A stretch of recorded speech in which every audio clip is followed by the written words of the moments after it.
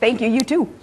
And now the candidate whose message of sound money, free markets, personal freedom, and a non-interventionist foreign policy has inspired a generation of rabble-rousing libertarians, of which your host is one, to rage against the machine. He's the only man in the race who Sarah Palin and Rush Limbaugh both have admitted will actually cut the budget and spend less than the government takes in. He's the godfather of the Tea Party movement and a champion of the Constitution. Congressman Paul joins us now. Always a pleasure. I don't know if you heard what Governor Palin just had to say. She welcomes your ideas. She loves what you believe in. She agrees with you on almost all the issues. But she thinks that Newt Gingrich might be a stronger candidate against Barack Obama than you. What do you say about that, Congressman Paul? Well, you know, I guess everybody has the right to their own opinion, but, you know, if they do some polling nationally with my name up against Obama, I do just about as well as any of them, and I don't think Newt does any better than I do.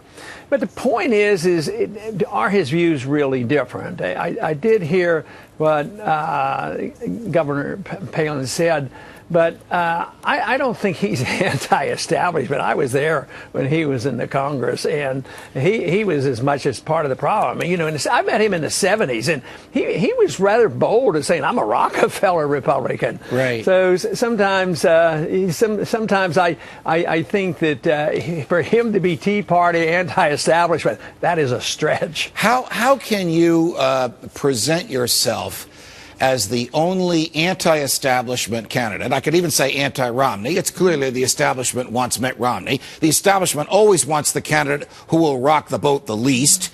How can you present yourself as the candidate who will rock the boat the most, who will present the starkest contrast to Barack Obama, and has a clear message of bringing the government back within the confines of the Constitution? Well, I think anybody that knows me or knows anything about what I've been saying for 30 years, or anybody looking at the platform, they know that is the case. The problem that we have as strict constitutionalists, we don't get the same coverage. And sometimes when we do get the coverage, they mock it or laugh at it and say, oh, this is too extreme. Of course, we've come to the conclusion that the extremists have been in charge. You know, none of the other candidates want to cut anything. And the leadership of the Republican and Democratic Party have never proposed any cuts. They're only proposing token cuts on proposed increases. So it's the way it's presented, and the people have bought into this and say, oh, it's extreme to cut anything. It's extreme to question the Federal Reserve. It's extreme to not be the policeman of the world, and it goes on and on. So the job of a campaign is to get that message out. And when we do it on one-on-one, see, we were able to get a pretty good message out in Iowa and New Hampshire. And in the last couple of days when we were up in Maine, believe me, there's a lot of enthusiasm. Right. But at a national level, it's a real challenge. We don't get quite the same coverage as the others do because they all represent the status quo. There once, I think, were about 9 or 10 of you. I remember Tim Pawlenty and of course, Michelle Bachmann and Rick Perry. And John Huntsman. It's now down to 4 of you. Would it be better if you sort of did better than Rick Santorum and sort of knocked him out of the race? So it's just you as the only conservative and the only small government person taking on the establishment and taking on Newt Gingrich at the same time?